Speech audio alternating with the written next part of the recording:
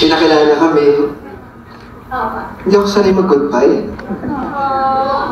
Sobrang mahal na mahal ko kasi mga ito. Sobrang mahal ko yung show.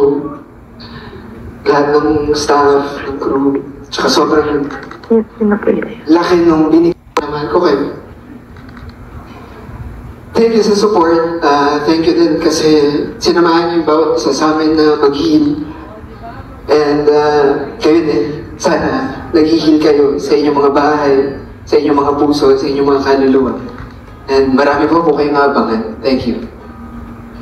Hello, magandang gabi po sa inyong lahat. Ano ba naman, wala akong balak umiyak, pero naiyak ako sa'yo. First and foremost, I want to thank everyone that is here tonight, all the members of the press, everyone that's tuning in, all of the fans. I know the weather is not favorable for everyone, but you still made it. So, maraming salamat po sa inyo.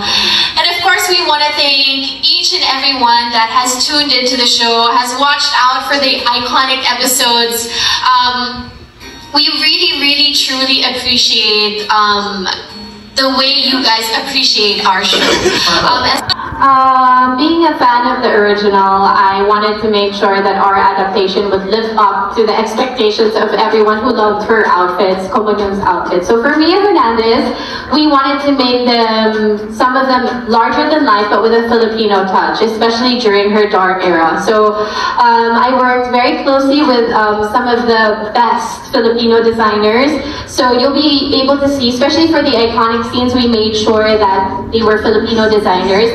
So they gave it their interpretation. So you'll see a barong dress, you'll see like a mantel of a Filipino mantel, you'll see a Carrie Santiago, hindi pa yata pa pinapalabas yun, but there's an Ibar bunny dress, there's a Carrie Santiago dress na yun yung I Love You scene, yung Mahal Kita scene, inspired by the wooden pieces of the Filipino, like, what do you call it, doors, and of course, we also chose some international designers working alongside Direk May Cruz. We made sure that the palettes were correct. You could see from the choice of fabrics, it went from stiff to softness as she starts healing in her journey. So everything was intentional. Inspiration ng lasing moments ni Gemma. No, actually, may isang eksena ron, pinainom talaga ako ni Direk. Konti lang naman, baka isipin nyo, lasinggera talaga ako. Disclaimer agad. Sobrang konti lang. Pero, parang before ko siyang gawin, yung una kong lasing with Kuya Chong, yun yung first nating eksena. Tapos, ni Vincent, kailangan ko siyang sampalin. So, parang first eksena namin, first naming magkita, I mean, mag-artist isa isa, tapos sasampalin ko siya kagad. Parang, oh shucks, di ko rin mararamdaman ko. May takot Kuya Chong. Sana hindi ka nasaktan nun.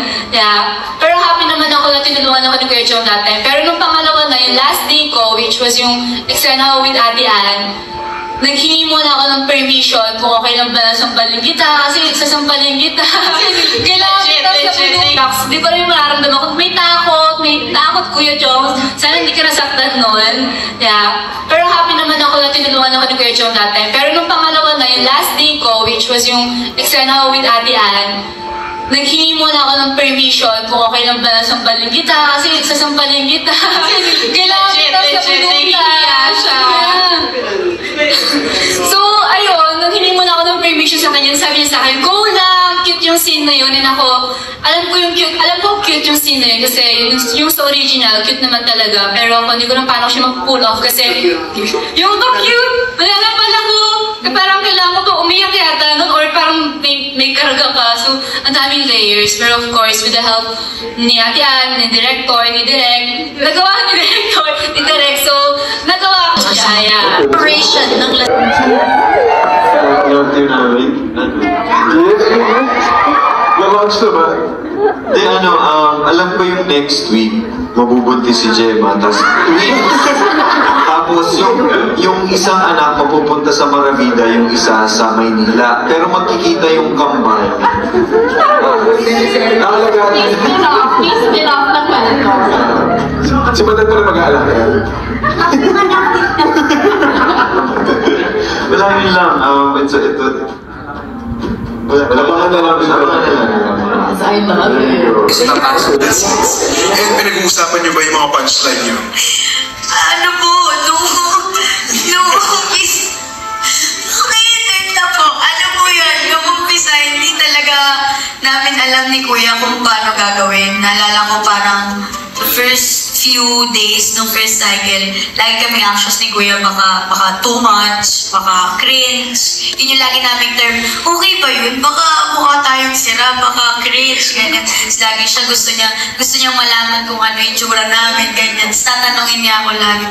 Pero feeling ko po, siguro along the way, nag-click lang talaga kami ni Kuya. Tapos yung bonding din sobrang Kuya Kaloy. Tapos feeling ko po nakatulong din talaga yung bonding sa kayong mga rest day. Kasi after po nun, parang sobrang natural na lang po nung chemistry namin. Minsan kahit po walang mga kung ano-ano sa script, humahaba po yung eksena sa dami namin gusto sabihin punchline sa isa't isa. Yung eksena namin ni Toto, actually. Sige, bigyan ko kayo lahat dyan sa project ng ina sa loob. Tsaka yung check ng Jason Sinasan. Naalala ko isang day sa Dumaguete at sa Nanay Li's house. Si Joshua, buong araw, puro mabibigat na eksena. Hindi naman siya bago sa industry natin, but of course, may limits siya as an actor. So pagod na siya. Kasi pagod na si Joshua nun. Pero kailangan namin kunin yung isa pang eksena, sabay kami umiiyak habang umiinom ng beer, habang tumotoma. Naramdaman ko na sobra namin patient. Inantay namin si Joshua without judgment. And parang at that moment, I-realize ko, okay, ito yung environment na nasan ako. We support our actors if they need it, when they need it, without judgment, without prejudice, without pressure. So nag-antay kami kay Joshua. But of course, didn't take long, Joshua Garcia. Pero ramdam namin kasi yung frustration niya, talagang nilalabas niya na, tapos parang ulit niya sasabi, pagod na ako. Pero nagulat ako na yung eksena na yun, pumutok siya sa TikTok. Kasi yung ngayon natatawa sila, naging comedic siya kasi nagiinuman kami habang nag-iiyakan. Tapos biglang pumasok si Nanay, nagbigay ng word of advice. I love that scene very, very much kasi for me, that was culture. That was our culture namin sa set. Hindi sa...